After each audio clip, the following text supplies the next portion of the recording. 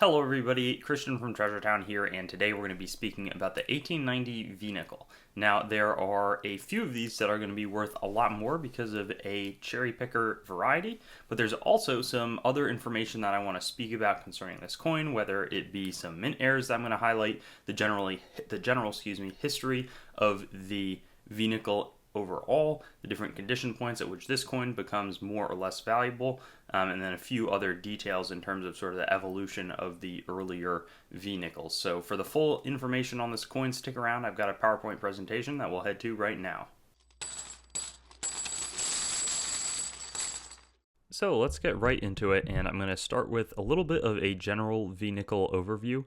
They were designed by Charles E. Barber, who was also responsible for the other Barber coinages, the dime, half dollar, quarter. But really, the reason for the switch in the design was the shield nickel was the first ever copper nickel 5-cent coin in the United States. Before that, they were using half dimes. There was actually a guy named Joseph Wharton who had a lot of interest in nickel mining and production, so he really wanted copper nickel to get used to produce these 5-cent coins.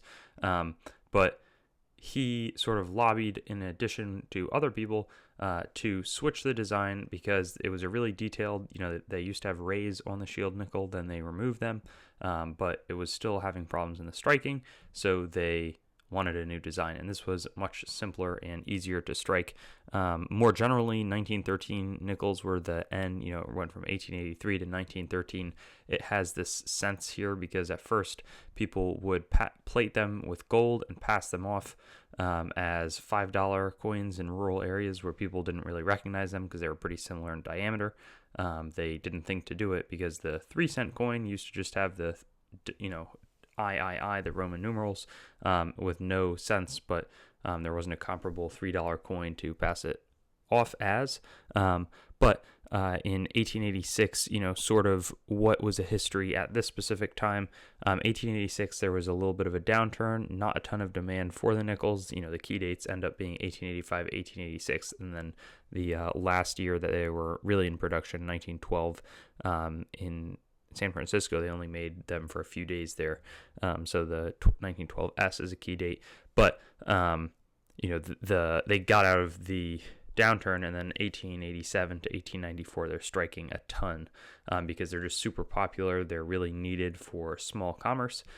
So a lot of these get produced. But 1890 is still somewhat of a tougher date to find. Now, in terms of the value, in really low conditions, it's probably going to be worth, you can get one for $5 that's really, really worn, or maybe has a problem, like there's some damage to it somehow.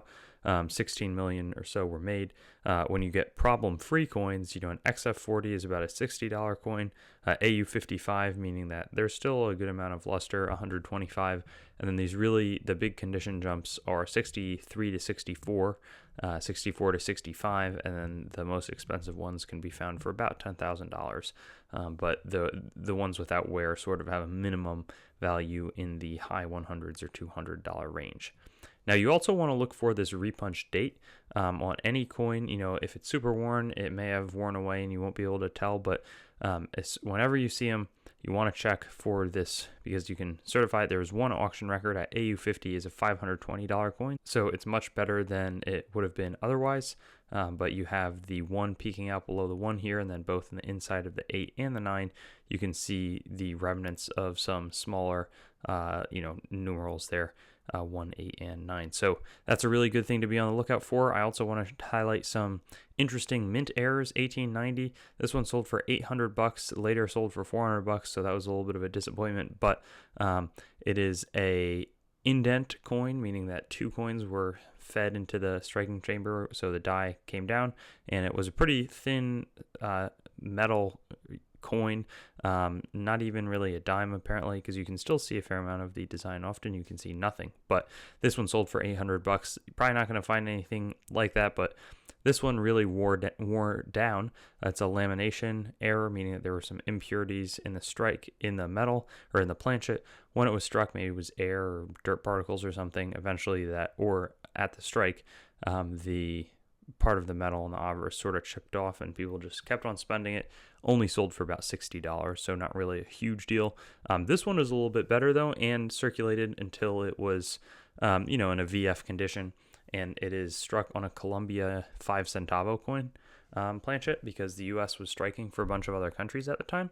So this is worth $630, or at least that's what somebody paid for it. And you can tell because it's about 60% of the weight of a normal one. Plus, it's a little off center, but because they were pretty similar in terms of how wide the planchet was, the diameter, you can see it's a little off center, but it seemed to circulate for a while before. But anyways, just wanted to highlight everything from the cool history and context it was made to the the mint errors and the tips on the varieties. I'm still working on getting some photo permissions for some of the other dates here, but this seems to be the only variety for this year, so I just wanted to show it off, and I really appreciate you watching.